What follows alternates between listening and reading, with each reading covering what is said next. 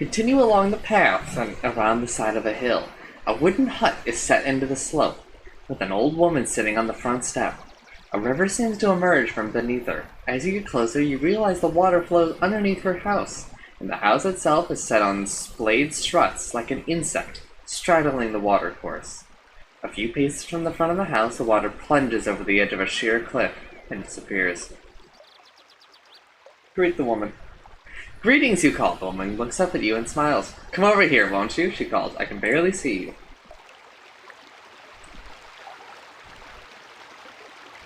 Approach the woman. You approach the old woman. She smiles a toothless smile and gets up from the step. Come in, please. She beckons. I get so lonely living out here on my own, away from the villagers. Go inside. Thank you. You follow her inside and take a seat by a long wooden table. I'll bring us some tea, she says. She sounds almost nervous. Hurrying to her kitchen, she returns with 2 large cups. Drink tea or make conversation. Make conversation. The tea is still hot. You cup it between your hands as you speak. Oh, there we go. What's your name? Why do you live alone? This is a beautiful place. This is a beautiful place. This is a beautiful place, you remark, watching the river outside the door plunging away over the cliff face. This is the top of the crystal waterfall, she says. The river runs right under my house. They say it carries all my goodness and youth away while I sleep, and the villagers bathe in it for luck. She giggles meanly. I'm sure it isn't quite true. What's your name? They call me Gazamuna, she replies with a smile. I used to be quite well known in my way. You nod, but you have never heard of her. Why do you live alone? It must be more dangerous. Oh, she smiles sweetly. No one bothers about me. Why would they? You can't help but notice that she has not answered the question. You make to sip your tea when the old woman stops you, catching her arm before the cup reaches your lips. Oh, she says suddenly, I've forgotten the pot. She goes back to the kitchen to fetch it. Drink my tea. You lift your mug, blow away the steam, and take a sip as the old lady returns. The old lady lifts her own mug and takes a deep gulp. Your own tea is gently refreshing. Then she splutters and coughs and grips her side. Help her. Something wrong? Oh no, she replies, trying to smile, but clearly doubled up in pain. Stumbling and almost falling, she staggers to her kitchen and gulps down another drink. When she returns, she seems much better again. I'm not as young as I was, she explains. All the same, she pushes her tea to one side. But tell me about you. You're a traveler. Yes. Yes, that's right. I'm going to Corray.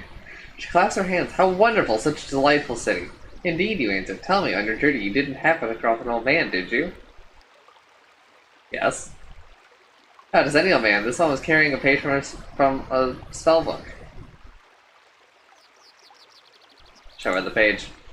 You pulled the spell page from your pack, and her eyes light up, giggling with glee, the witch snatches it up.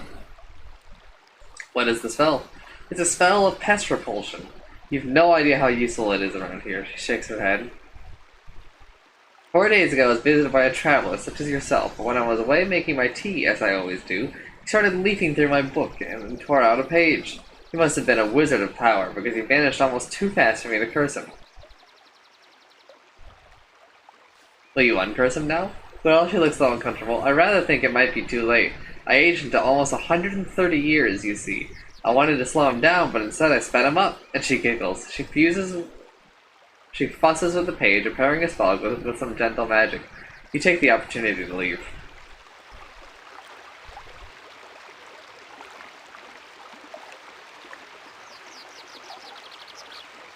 I lost my page!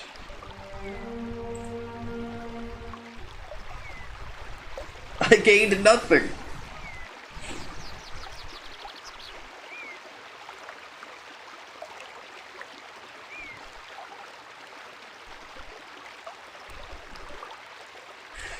I am going to rewind, but I'm gonna go back to what I just did.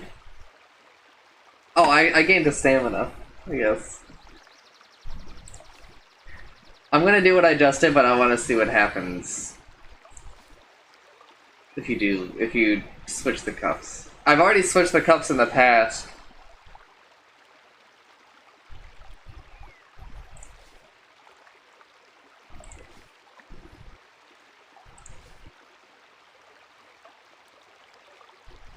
Switch cups with it.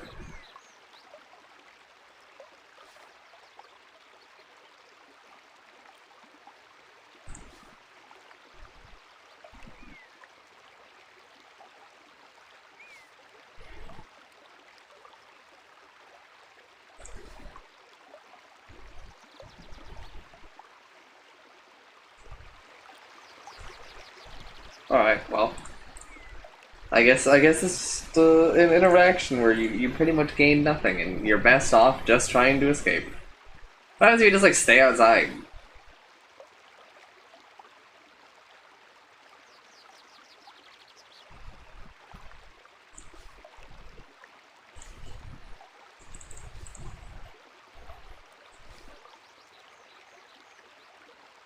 Make a run for it?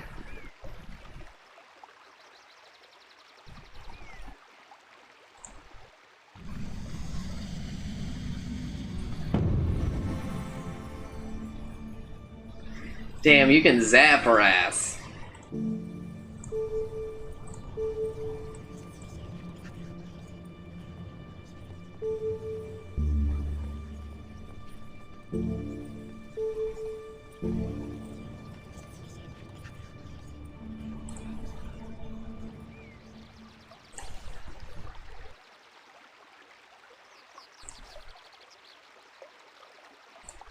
Alright, it looks like you can just kind of try to run away, but we're just gonna do what we did before.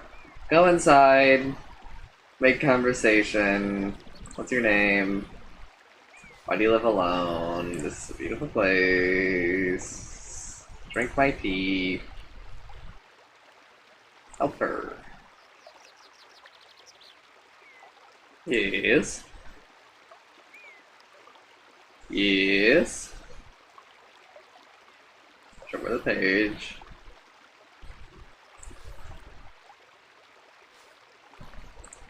Continue. Okay. It is now late afternoon. You pass over the brow of the next hill, and below you is the village of Torapani, slung from one side of the valley to the next like a flood barrier. Observe it. Torapani is a village of the Sven, an aggressive-looking race of man-orcs. You might expect their village to be rowdy, but it seems strangely quiet. Oh, let's see. Go into town. Still, there's no way around it. You will have to go through. You enter the village. There is a definite air of depression hanging over the place.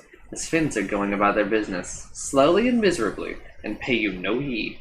You sit yourself down on a tree stump in the very center of the village to consider your options. Find an inn to rest. Make contact with the villagers first. You spy a group of Svins sitting outside a low hut and walk over and sit yourself down. They are discussing a friend, apparently. Kill them and I by an assassin's curved blade. Is that why you were all afraid? You ask? We are afraid of no thing, retorts one of the Svins, fiercely, but no, much worse. Another Svin bangs his hand on the table. But with Esh dead, who saved Tia? Who is Tia? Our flower, the Svin who answers, wipes away a tear from the corner of his eye, scratching himself painfully with an uncut fingernail. Tia's chief's daughter, the other Svin says. Esh was to save her. Now Esh not alive, so Tia soon not alive. What happened to her? Goblins, they sacrifice? Sacrifice? He isn't sure of the word, so mimes a gesture like a stabbing down with knife blade. Yes, sacrifice to great cave demon. Trouble is, another says, our village die if chief line end. Tia is end, so if end ends, we end. All very sad. Very sad, they all agree. Who you? One asks suddenly. If only just thinking of it. He prods you in the chest.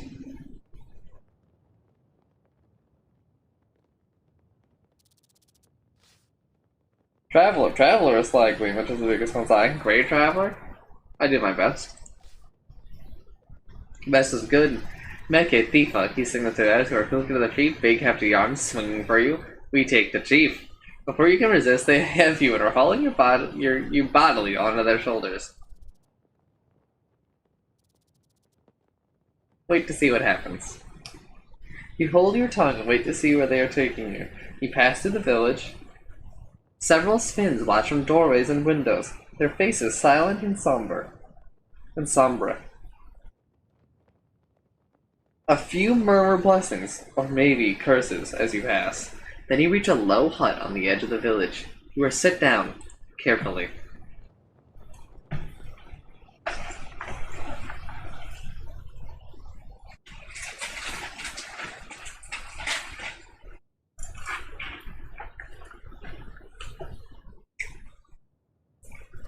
Indeed, Jeff. The door is slammed and locked. A moment later, it reopens. Your possessions are thrown inside.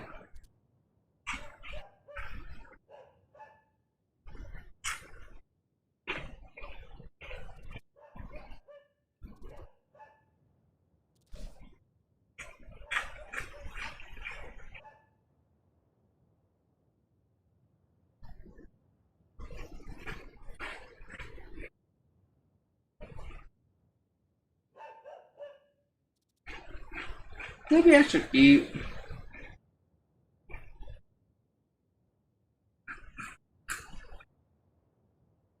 I didn't actually mean to click there. I don't want.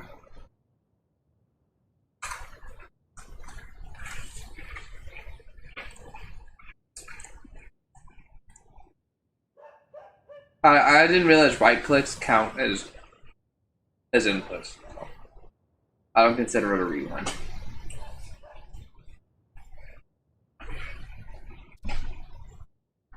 I mean, I doubt they're gonna like kill me, right? I could also just like sleep.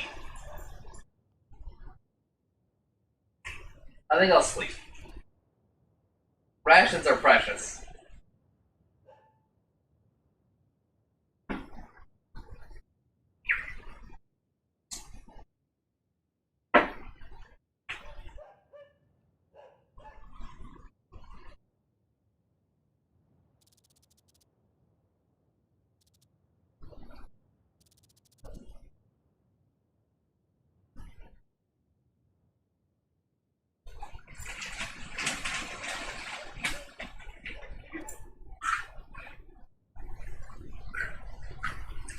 Yeah, I'll sleep.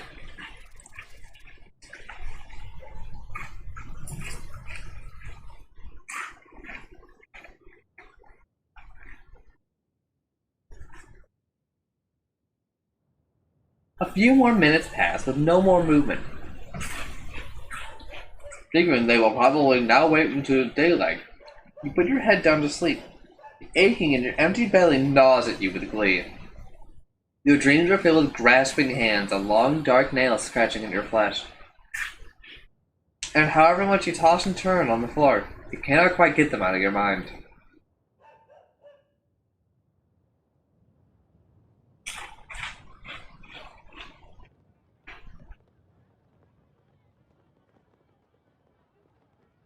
Daybreak. You are still alone. An hour passes before you hear any noise outside. And then the door to the hut opens and 5 spins come in.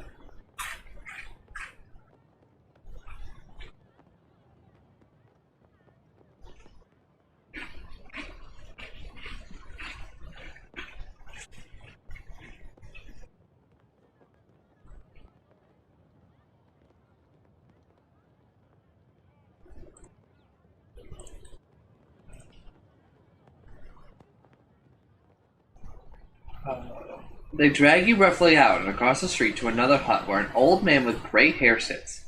He is wearing outlandish, colorful robes. My name, Proteus, Chief. He slaps his chest twice. I apologize. Then he bows, brushing the dust on the floor with his sleeves. Apology accepted. The Chief nods. He waves to a menial who brings in bread and milk. Eat it. Gratefully, you bolt down the meal. It does not seem to be poisoned, and it nourishes you. Sick. Not eating rewarded. The bowl is removed after the chief squats down in a pool of cloth. I have need of you and your strength. I will help if I can. The chief bows. I am grateful. My daughter and my child she is taken, offered to a terrible demon below.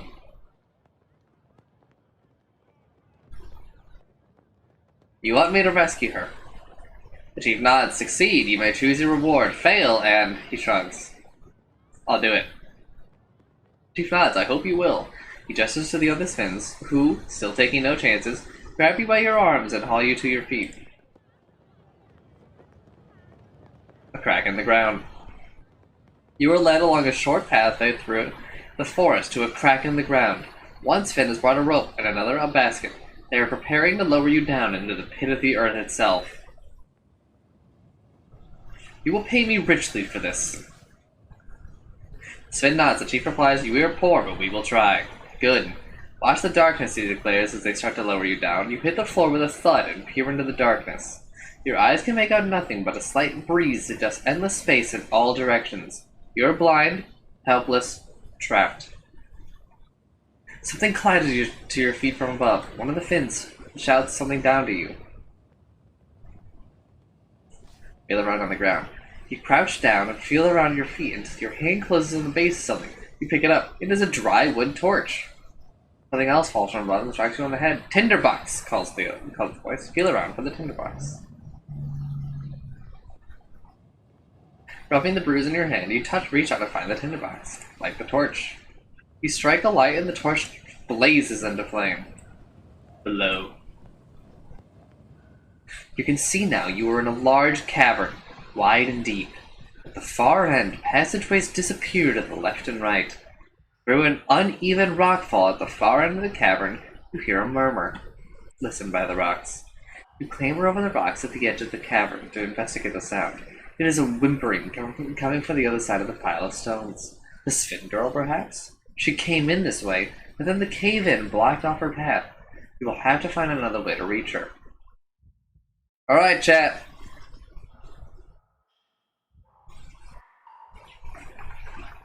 Left or right?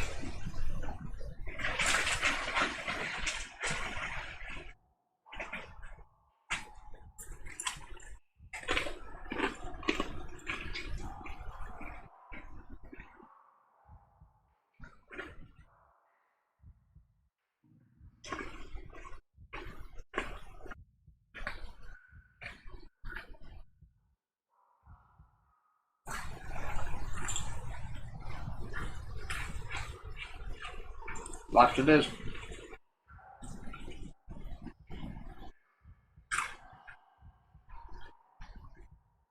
You go left. Oh my. You go left and creep slowly into the darkness. Ears strain for the sound of approaching threat. The passageway slopes down a short way, then ends in a T-junction. Two stones are stacked on top of one another against the wall here.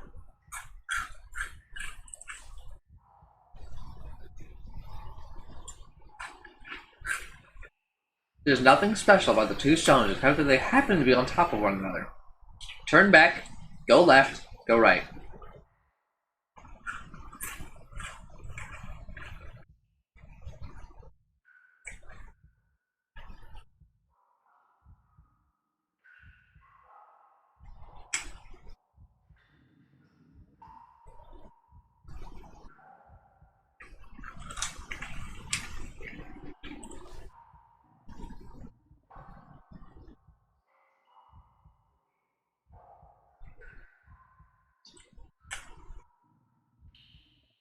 You take the left passage. The tunnel twists and bends sharply as if carved by a river now long since dried up. You lose all sense of which way is which, except to keep going forward where the tunnel splits. There is a stacked pair of stones here as well.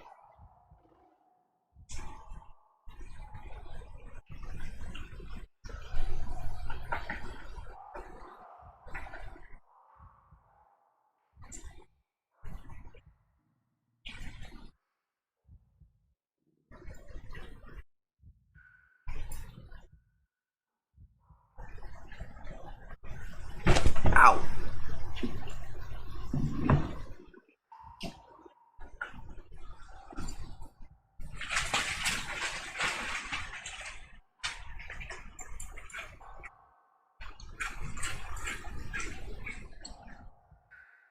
Right. You turn right. The cave floor is an inch deep in water, dripping from an arched ceiling far above. The droplets that land on you are ice cold and run like sharpened claws on your back. A few strides further on, the path that you are following reaches another fork. A single stone sits by the wall.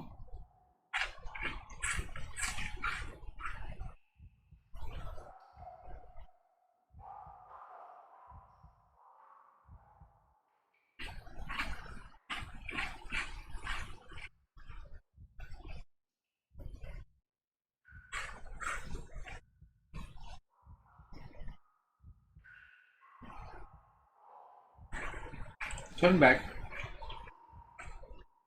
Go left.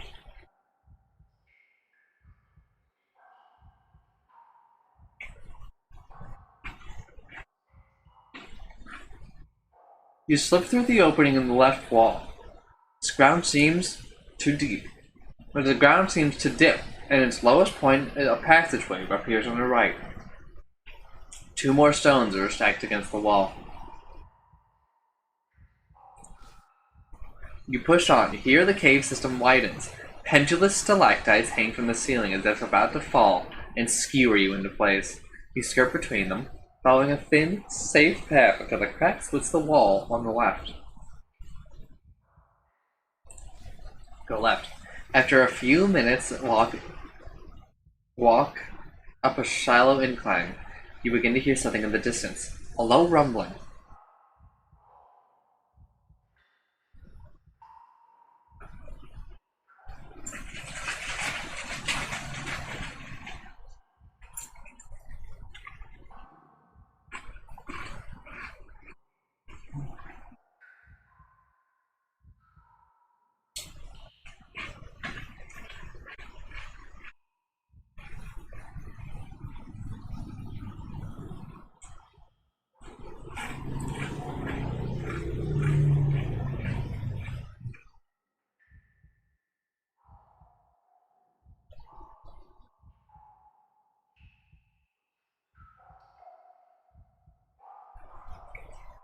You wait to see what happens. The rumbling gets loud, and then your hair stands on end as you see a large, rounded boulder rolling swiftly down the passage towards you. The rock is almost a perfect fit for the tunnel, and its speed is increasing as you dither.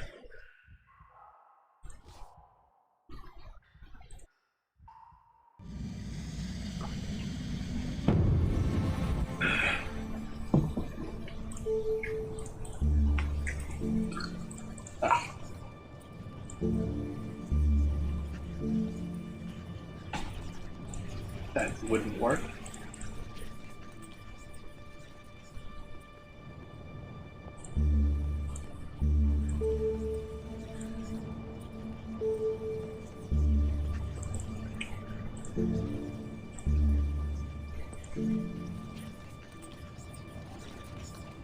Well, fine. Let's try this. You cast a spell, but nothing happens. This is a spell to prevent injury when you falling by slowing you down, and you are not falling. In fact, you were trying to run away, and now thanks to your ill-chosen spell, you can barely move. What's my fate? You've been crushed with that.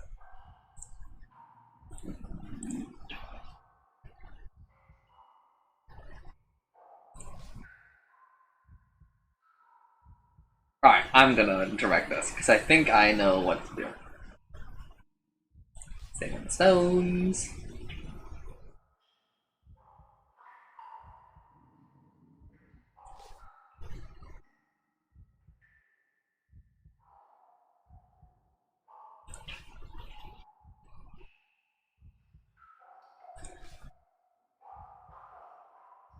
What the fuck? Pray to my spirit.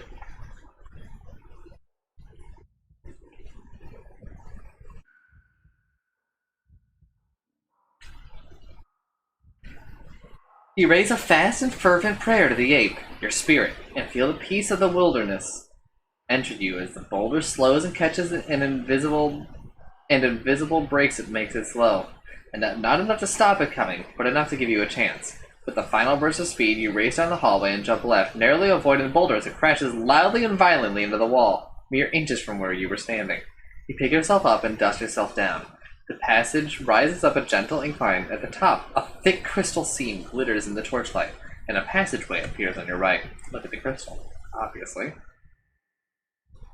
The seam seems to have be made of pure diamond. It was no doubt in the quest of this that these tunnels were carved. But why is no one mining here now? Dig out the crystal. You try to buy some diamond loots from the incredible seam of the rock, but your sword is not up to the task, and you would only make it blunt. You could perhaps return with a proper pick, but only if you can escape these tunnels first. Okay. Go right. Then you take the right-hand tunnel, then you see a spot of sunlight up ahead and rush forward to find yourself back beneath the crack in the ceiling from which you came. Turn back. Go right. You move through the opening in the right wall. You walk down the passage for several minutes, then slip on some dirt, and the ground beneath your feet gives way. You plunge into a hidden pit and land on something soft. Look around. Not yet counting your luck, you look around, and sure enough, you are out of the frying pan and into the reptile pit. You are in a pit of snakes.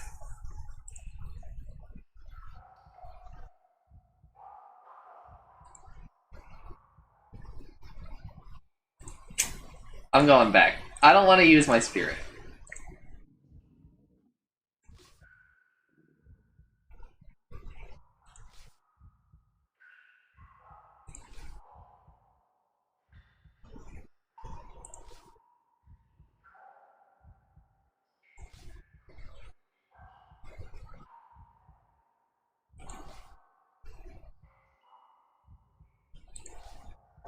If we run into the boulder again, I'll just cast a spell.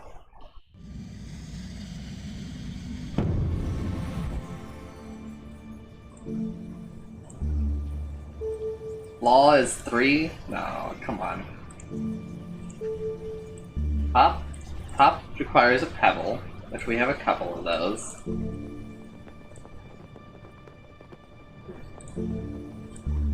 Zen. I don't have what's necessary for it. How many pebbles do we have?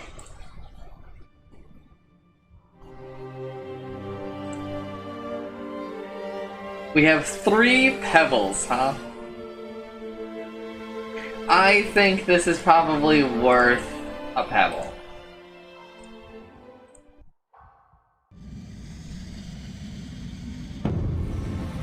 No, I think the law is probably what we want here, right?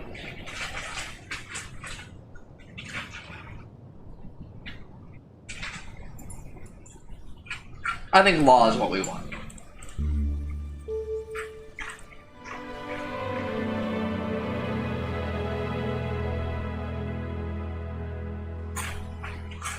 You cast a spell and kill the snakes from under your command. Order them to help.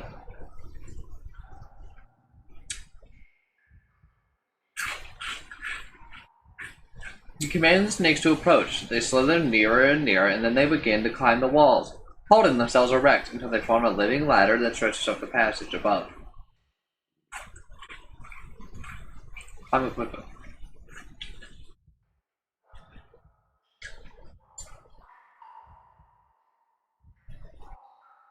Back on firm ground, you watch as the spell leaves the leaves the snakes, and they stumble, snapping, hissing, and hungry back to the cavern floor.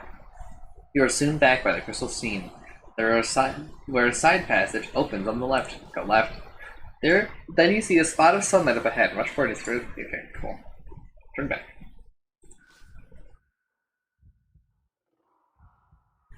All right. Oh.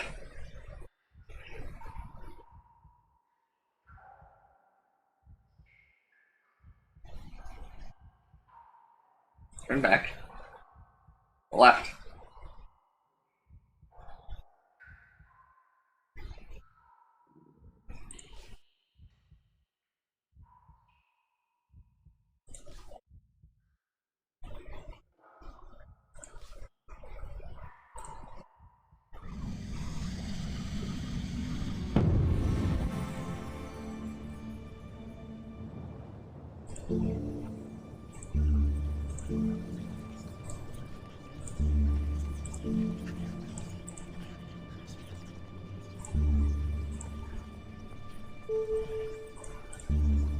Alright, we're gonna wall. You guys your spell just in time, and the great boulder hits your invisible wall with considerable force, causing the whole cave to shake and shudder. And the boulder holds in place like a pawing horse. But your spell will not last, so you better move on. Go left. Turn back. Go straight on.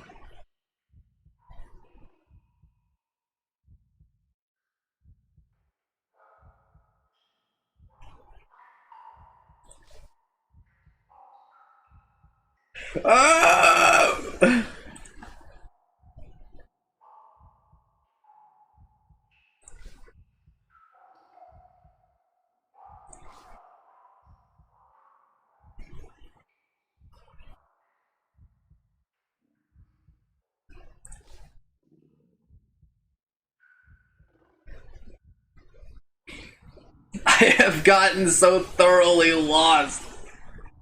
Alright. Go straight on. Don't tell me I'm going in circles. Alright, turn back. We're in the opening. Go straight on. Another pair of stones. Go left. Go left.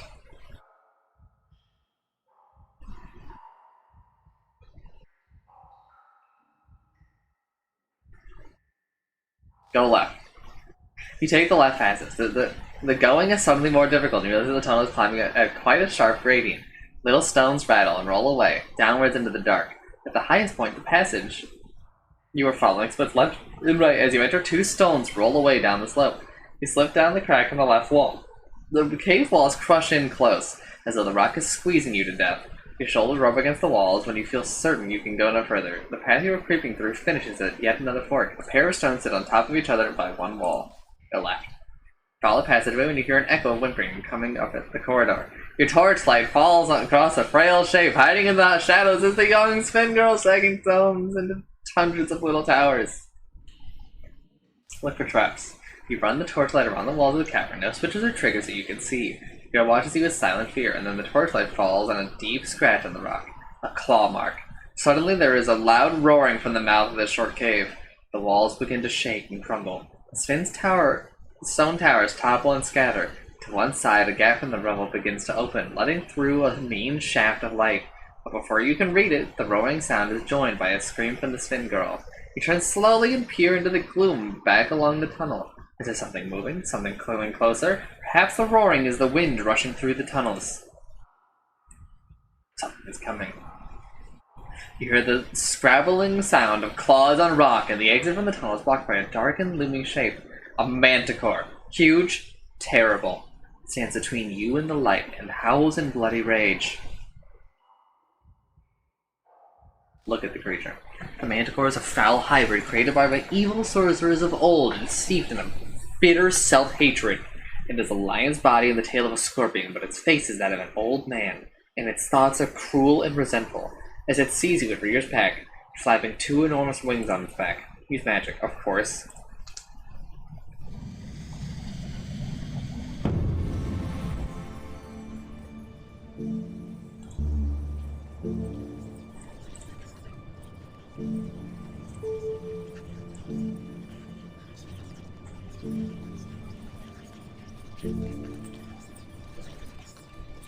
You know I do love me a Dawes.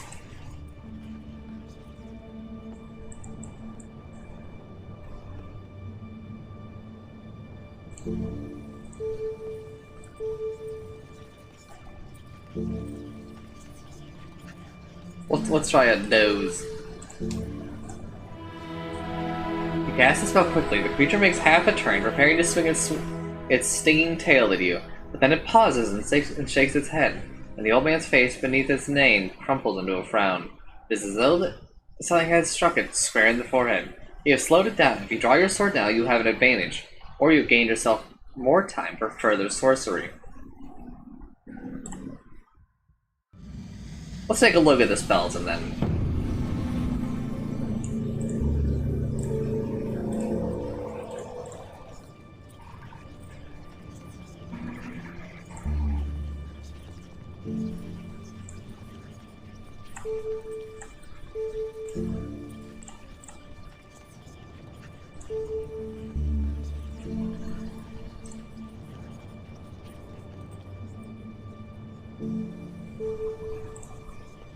No, I think we'll just fight him. Draw my sword. Draw your sword and close on the slow and fumbling beast. Eyes What the fuck? Ooh! Manticore moves forward slowly. You breathe a sigh of relief to see your spell having some effect on the creature. He just did a full attack. What do you mean? You breathe a sigh of relief to see it. You size up quickly and slash out sideways and low with your sword. Last moment, it pounces all claws off the ground, bare to plunge in the flesh. The air is no longer slow. You brace yourself as it comes down and leap aside at the last moment. Claws raking your skin. You try to struggle with the pain. Right, you can't do much.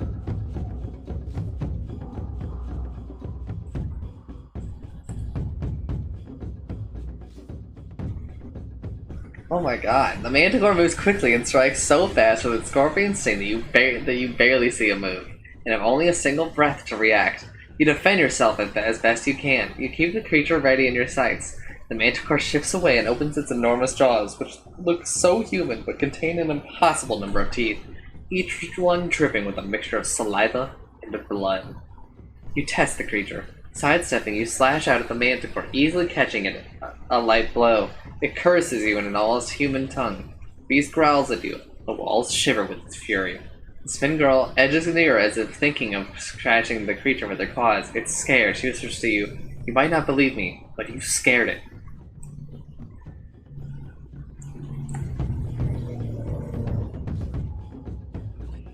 Fainting left, you slice at the Manticore, deftly slipping a light strike past its outstretched claws. It is injured and angry. Okay. You can almost smell the creature growing enraged and drop quickly away. The Manticore makes a nasty swipe with its fearsome claws, but you duck and escape real injury. For a moment, it is close enough to smell its warm, fetid breath. Manticore chomps and grinds its teeth, its expression an ugly frown.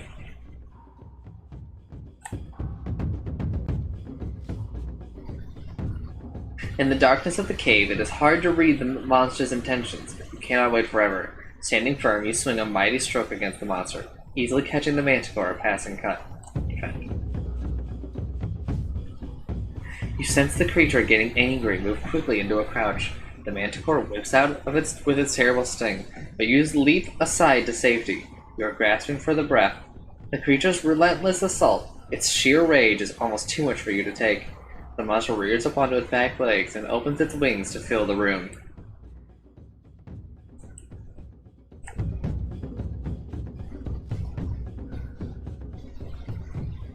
The creature snarls and snaps its jaws. You must finish this monster before it finishes you. Dropping your weight, you chop a heavy swing at the vile beast, deftly landing a quick jab past the Manticore's tail. The sting of its tail begins to leak a foul-smelling green ooze. Oh man. Alright, we're full sending. I think we're just dead anyway.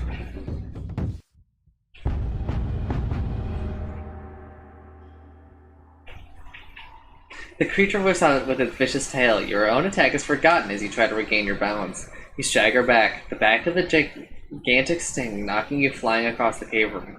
The Spin Girl is shaking with fear. You know she has seen heroes defeated before. The creature stretches its wide jaws and roars. You spy an opening. In a battle to the death, openings cannot be wasted. Back against the rock, you deliver a ferocious stab at the foul creature, easily catching the Manticore a light blow. The creature crashes against one wall. Rock dust pours onto its back, but as it tries to shake itself, it stumbles. You can hardly dare to hope. The foul beast is weakening. Your enemy acts fast and whips its sting so sharply that you have only an instant to evade. The Spin Girl screams. Only then do you see the giant sting plunging down towards your forehead. In your weakened state, you are too slow to roll out of the way. The sting lands with the force of a hammer blow, piecing your skull. Last thing you feel is the pumping of burning poison as it enters your brain. No, I don't think we can do it. I think we need to.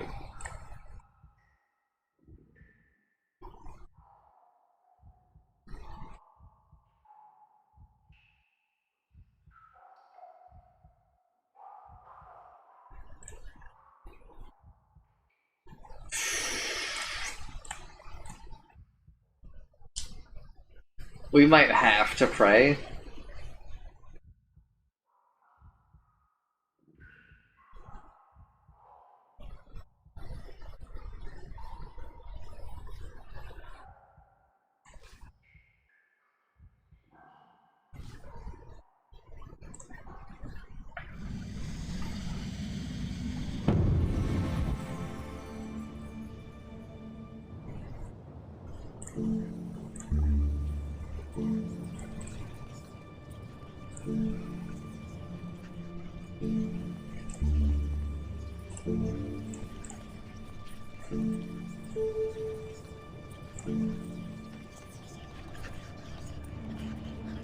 I gotta know what Dop does.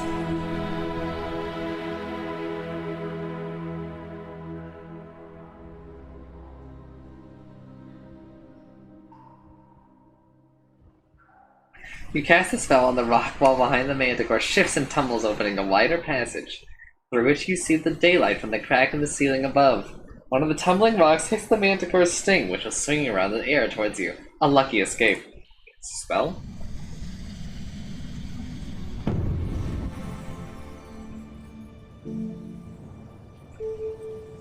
Hot. No.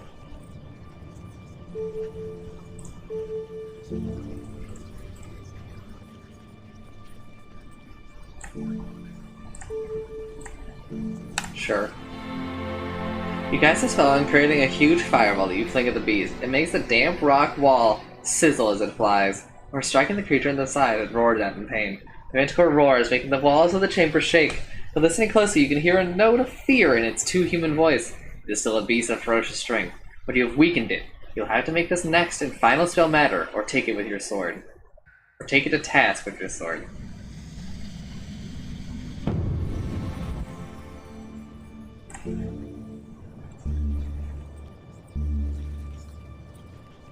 Okay, we can zap.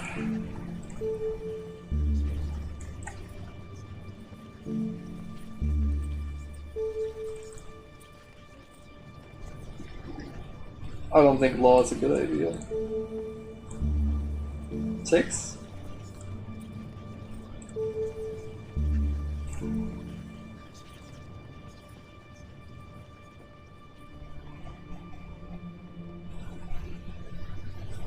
Let's try 6, I guess.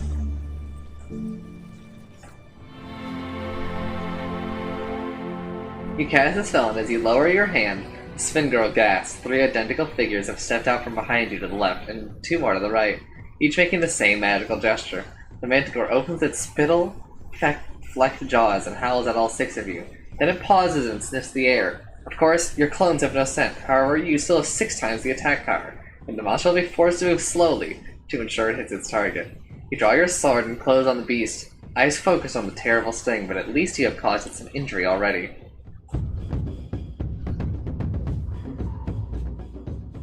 Alright. Charge. Defend.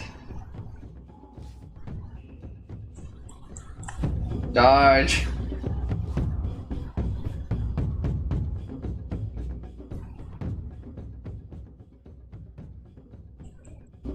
Charge. Bum, bum, bum, bum. No, we can't do this with 3 health. Pray for healing.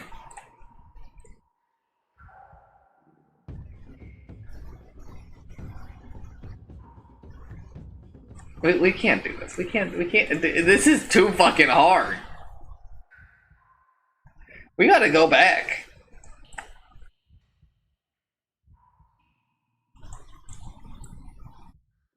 I don't consider this a rewind. I like literally don't know if we can do this if I don't rewind.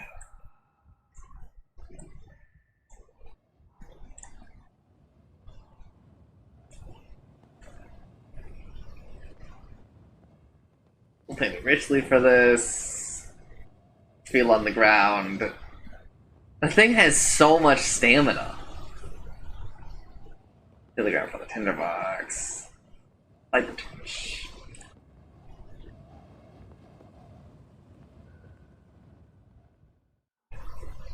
Listen by the rocks.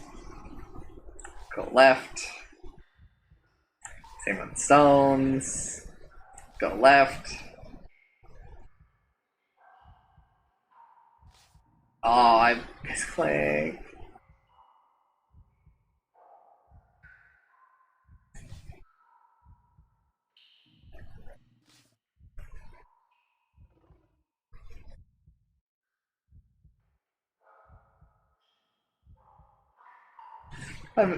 Take me back.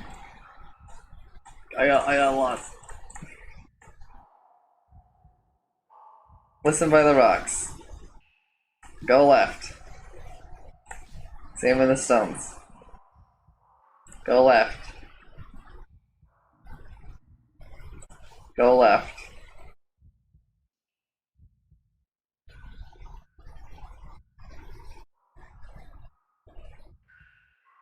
Go left.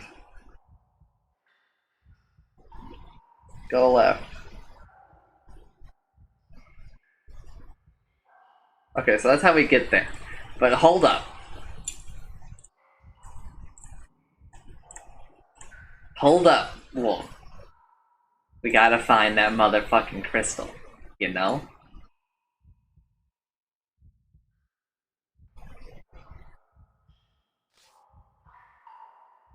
Look at the crystal. Here we go, here we go, here we go, here we go. We got the crystal. Alright, turn back. Go straight on. Examine the stones. Go left. Go left. Go left.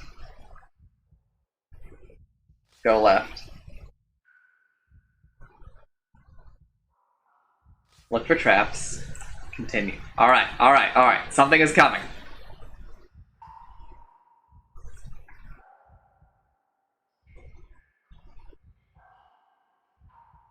No! No!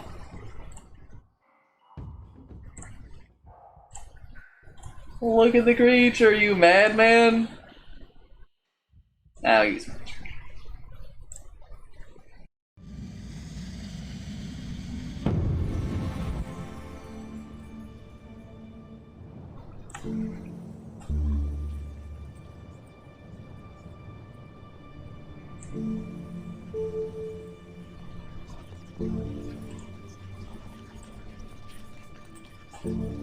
Let's doze him.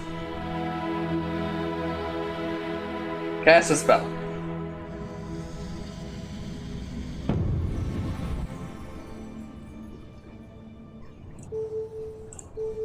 Can't gob.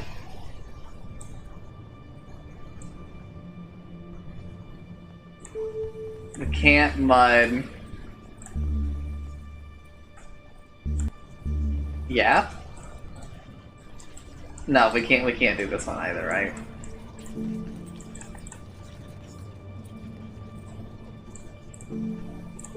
We can hot. We cast hot.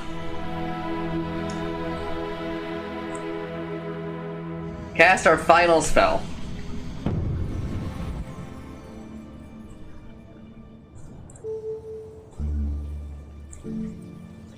I think that we sap. Sap or 6? For sure. Let's sap. You cast the spell hoping to reduce the Manticore's will to nothing. But although the enchantment binds, nothing seems to happen. That's when you realize the Manticore is already a creature of hatred, self-loathing, and despair. You've done nothing but boost the anger and rage. No, no, no, no. Listen.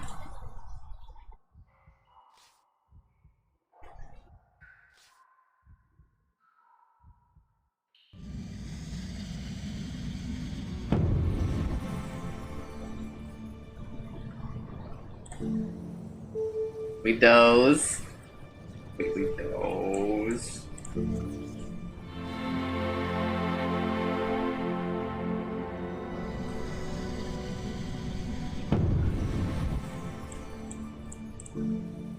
We hot.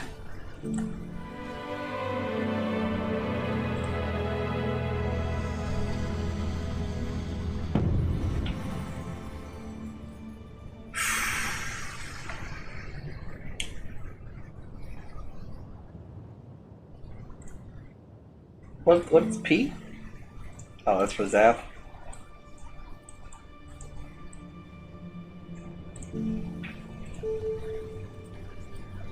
We could get some pebbles on this boy. I think we just stick with 6.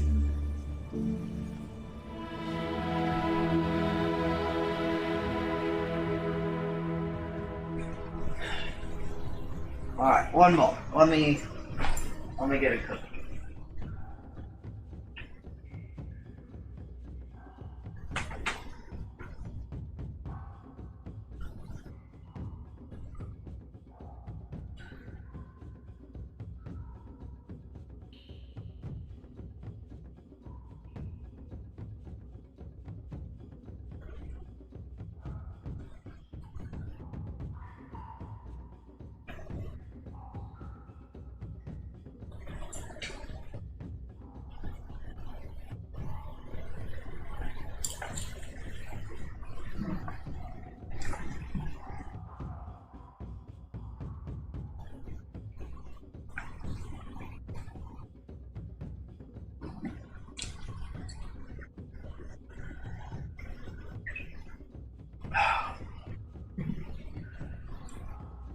Defend.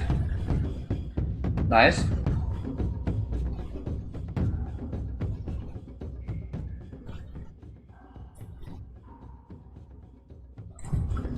Oh no.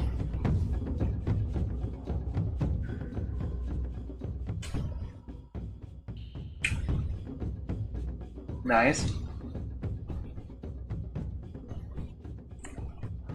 Oh no.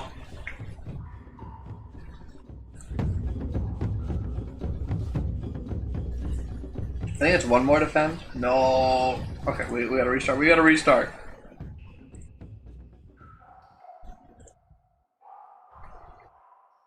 Goal man, goal man.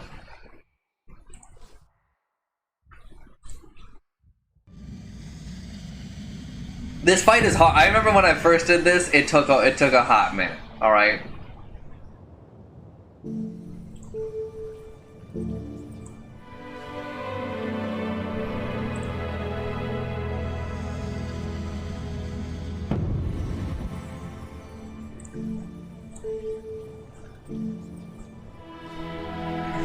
Man, I wish I had bought some more of that stuff at the first trader, but I didn't realize that the first trader worked the way that it did.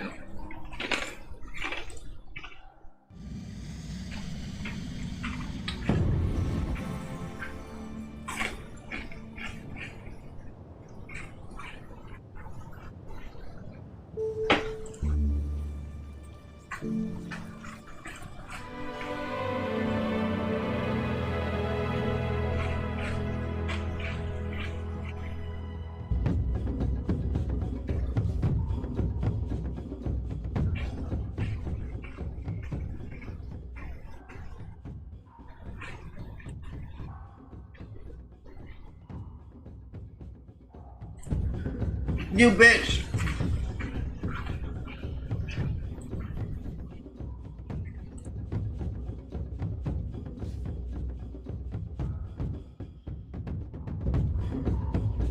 Nice. I think we defend here. Defend or go in? What do you guys think?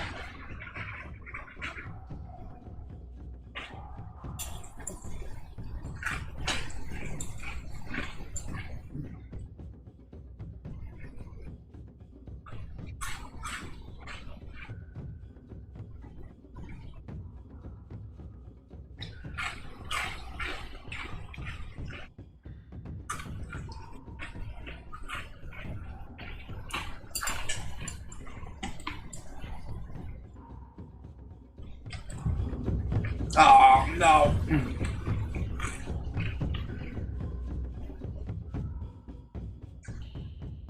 Alright, fine.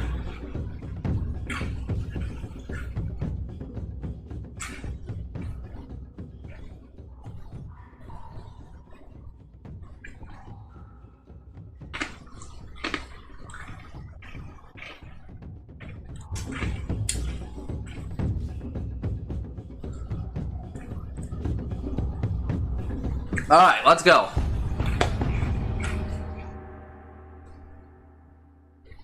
Woo! Yeah, there's no way we would have been able to do this before. We had to do all that.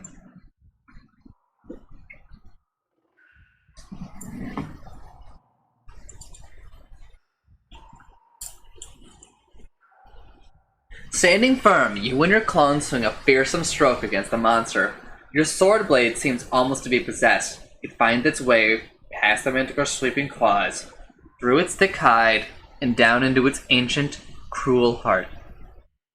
For a moment, it howls loud enough to make the walls shake, and then everything falls very quiet. 3 stamina lost. Skilled swordplay. The only noise in the chamber is the hammering of your heart and the quiet breathing of the Sphin Girl. Thank you, the Sphin Girl murmurs, then tugging at your arm. This way. She leads you towards the light, through a gap in the rocks, to the pool of sunlight in the first cavern. Escape! You wave the torch, hoping to attract attention. Tell the girl to call up. Girl, call to your father. The Sphin child nods mutely, then bawls at the top of her lungs. Proceus, I'm here! Then something drops down. A rope with a basket on the end. Get in together, the chief calls from above. We'll pull you both up. Send the girl up first. You lift the girl into the basket and call up, haul away! The Svens give a great cry and begin to pull, and the basket starts to slowly rise, spinning as it goes. The girl waves to you, and she disappears in the sunlight. Then, she is gone. A minute passes, nothing. Call up. Throw down the rope! Nothing. The tunnel echoes very slightly. A noise from the depths. Perhaps the manticore was not alone. Wait a little longer. Settling down on your pack, you can imagine the celebration going on above. The tears and grateful reunion. No surprise that they lose track of you down here in the dark. Then, sure enough, the basket and the rope tumble down. You clamber quickly in and they haul you up. Above ground, the chief himself helps you up out onto the grass. His daughter is with him, clutching his hand.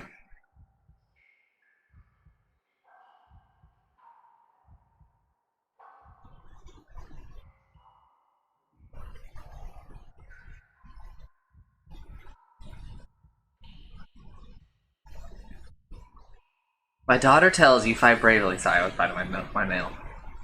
My daughter tells you fight bravely, he says. For that I grateful. I invite you with us, back to Torapani. Will you come? What? Who does this? Get out! Go! Get your reward, dude.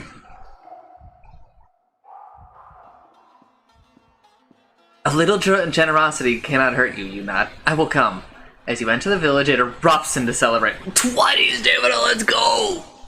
Did I even use my spirit?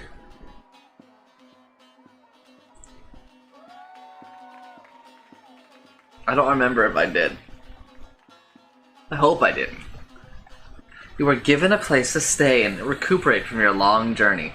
A visit to the healing priest treats your wounds, and when you emerge, is to find the village. Before so somber and silent, now in full life. Flowers are tied to every rooftop, and the bands of Svens are playing music on long, strangely shaped lyres. You are whisked away into the dance by Proteus' daughter before the chief can welcome you to the feast. The night is glorious. That night you sleep heavily and rise the next morning, continue your journey. The chief meets you before you go. My good friend, he declares, you have saved us. He presses 2 gifts into your hands. Pouch of 10 gold pieces! A fortune for a place like this, and a key. This opens the south city gate of Karay, he tells you. I hope it is use. You perform one last transaction before you go, exchanging your emeralds for 24 further gold pieces with the chief. It is a much safer way to carry valuables, as you stash them around your body, in your boots and under your belt. Then it is time to leave. I have 41 gold! Gold! Time to go. You take your leave. The path winds away from Torapani, and soon you are on a downward slope, away from the Shamutanti hills. Through stepped rice fields. As you walk, you feel for the first time the loneliness of the path ahead. Through Karay is a busy city. Though Karay is a busy city, it is cruel, and beyond Karay, there is nothing but the vicious wasteland. You will have no one to trust in the days ahead. God. For a brief moment up on the hills of the path, you fancy you see a figure stealing its way along by some high and secret route. A figure all in black, but when you shade your eyes against the sun, whatever was there has disappeared. In the distance rises the wall of a great city, the first true stonework you have seen since you left home. To Karay!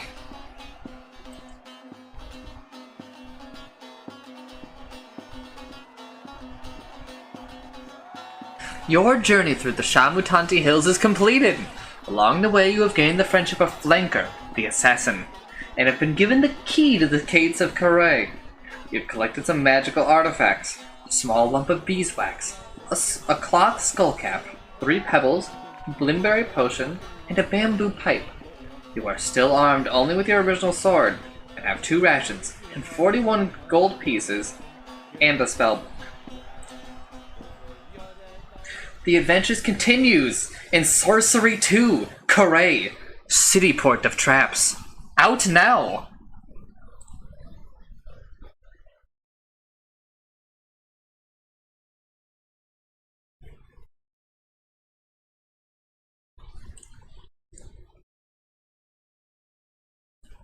Benawa.